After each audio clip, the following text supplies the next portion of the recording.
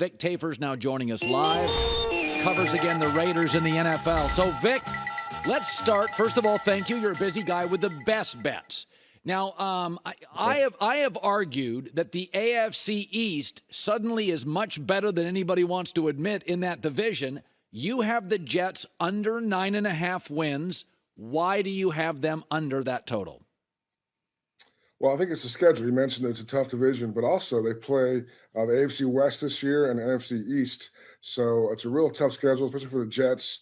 And you open up with like a really tough games. So I think I said if you don't have them going 4-3 in those 7 games, then you probably shouldn't bet the over. And I don't. So I think they're going to have a little rough time out of the gate.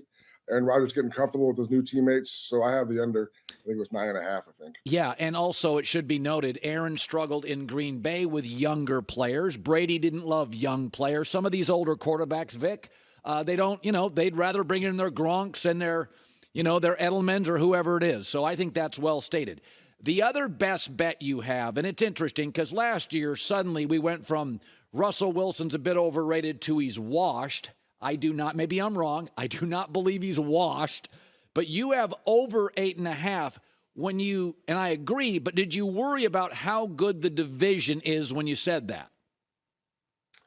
I did, but I just think that even if you watched the end of last year, I thought Russell Wilson got better. I don't know what happened with him and Hackett. Obviously there was no chemistry or whatever. He had his own personal coach in the building. I mean, who knows what really happened, but he was terrible for most of that year. But the last month, I thought he was a lot better. I think Sean Payton, that's a huge boost, and not only for Russell, but the rest of the team, in terms of installing some discipline on that team, a lot of penalties last year and drop passes. So I think that's a big addition. It is a tougher division, but I think they can squeeze by and get 9 wins or 10. One of the few teams I disagree. I think the number for the Cowboys, I can't see them winning 10. I worry that they're very CeeDee Lamb dependent.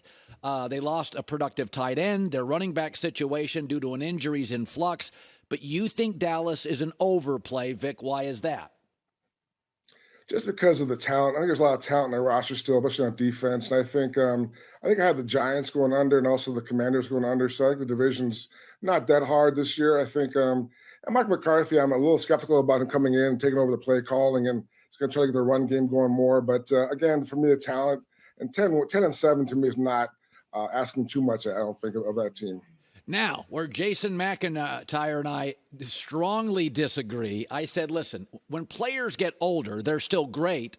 They're just not as great as often. Darnold, Cooper Kupp, Stafford. And Sean McVay is absolutely a top 10 coach in the league.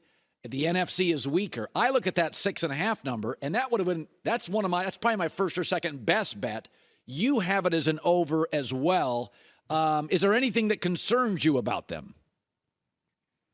Well, yeah, I guess, they have, 30 rookies this year? So, yeah. They could all be bad. So who knows what the real talent level is. But I just think for McVay last year, I don't know if he's burnt out. He had a rough year, all the injuries.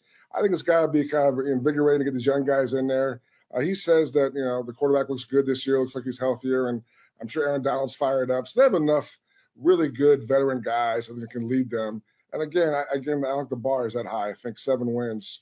I think I can see that. And again, it's all about confidence. If they get some confidence early in the season, I think things will take care of themselves. Yeah, they're very young on the defensive side outside of Aaron Donald. Okay, the under bet. Some of these are good teams. I agree with you on Kansas City. I see them as an 11-win team, not a 12 or a 13. You do as well. Vic, why?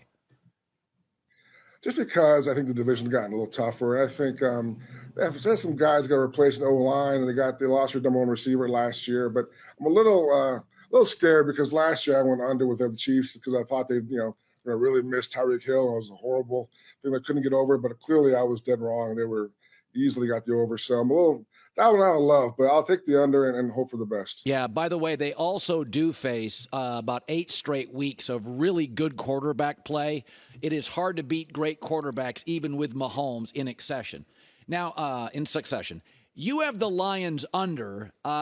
First of all, they're a fun story. They've been so bad forever. It's fun. I think there's an implosion potential here. Why do you have them under? I think similar. I think last year there was such a great run. Everyone got on board. They had it going. I just think that it has to be a little bit of a regression this year. I don't know if Jared Goff is can have that kind of year again. I didn't love their draft. I thought running back that high was kind of a bad move. They also got a linebacker, a run-stopping linebacker. I didn't like their draft. I thought they kind of maybe got a little too cocky a little bit about where they were. So I think it's a tough schedule. I think a small regression's not going to be too surprising. Okay, two other unders. I talked about this earlier. The market, not Vic, not me, not anybody else. The market is saying they don't buy Justin Fields. It's 7.5. You have an under despite the elevation of skill players here in the offseason. Why, Vic?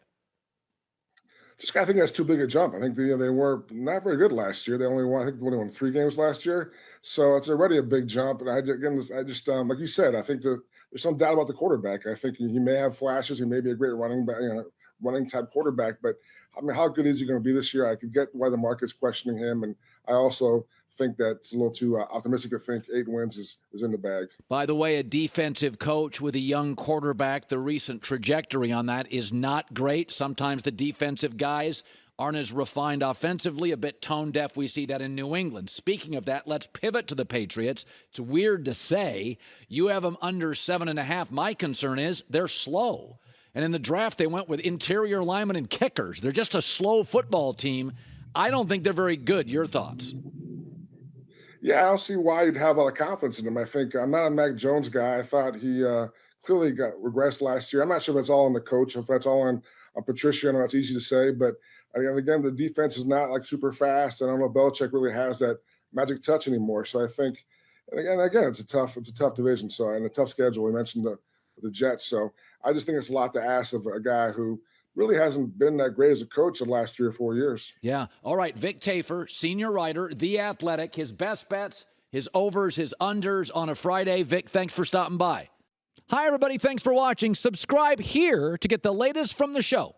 Also, be sure to check out more of the best clips from The Herd or go watch a few segments from other shows on FS1.